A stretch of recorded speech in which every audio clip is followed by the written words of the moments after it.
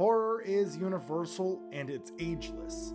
Anyone can be afraid of the dark, no matter who you are, what age you are, or even where you live. And it's that fear that links us all together. Now, most horror movies are made for adults, but tell me this, horror fans, when did you get your love for the genre? In most cases, horror nerds like myself saw a movie they probably shouldn't have at an age far too young to see it, and that moment probably sticks with you. You probably reflect on it fondly. Heck, who doesn't reflect on childhood fondly?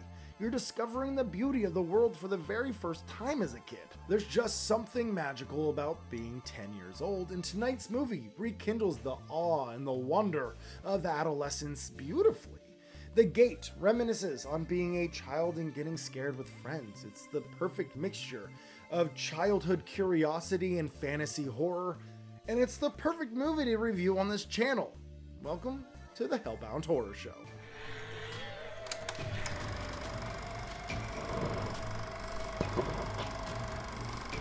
The 1980s was a great time to be a horror fan, especially as a child. There were so many gateway movies into the genre back in the day.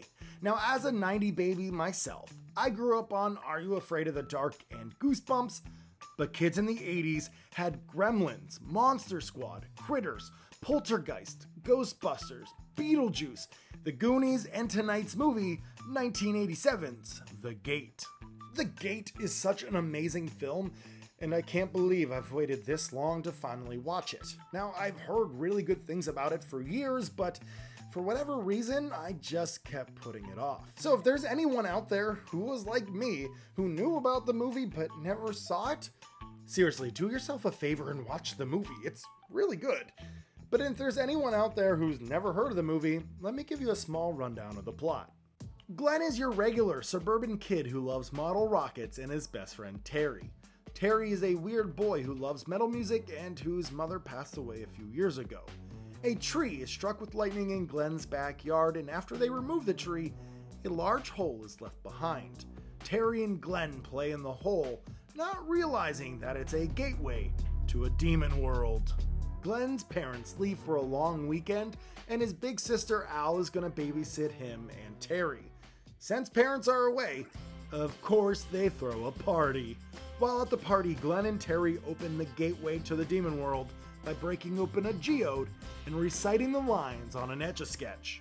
Later that night, after everyone's left the party, the household is asleep.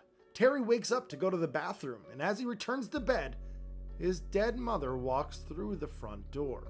Glenn is awake as well, seeing something moving in the wall. As Terry confronts his dead mother, this happens.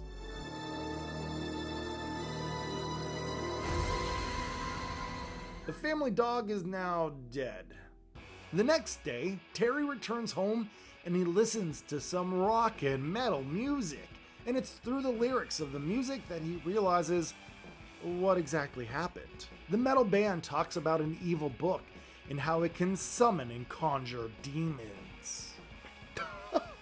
That silly Necronomicon. Always causing problems, aren't ya? Well, even though the gate is open, it's not fully open. It's open like a crack. The only way to truly open the gate is by feeding the gate an animal sacrifice. Oh shoot. Where do they bury the dog? Oops. All hell breaks loose, literally, and these little demons run amok. After this point in the movie becomes a special effects lover's heaven. So many amazing set pieces with the little demons, an eye in the hand, a creepy zombie, the demon world leaking into the real world, and this giant, sexy monstrosity. Will the kids stop the gate from unleashing hell on earth? Will the gate ever close? And will the kids get all of this cleaned up in time before their parents come home? The Gate is a blast of a film. It's just pure fun. It harkens back to the days of being a kid and just enjoying life. It's a good film that makes you feel nostalgic for the good old days. The story is very well written, although plot stops being super relevant once all the chaos begins. Once the gate is open fully, the movie becomes a spectacle. The special effects are brilliant. There's a lot of forced perspective, stop motion, and some other nifty things. It's pure 80s enjoyment. The music is also top notch. It's whimsical yet threatening. I love it.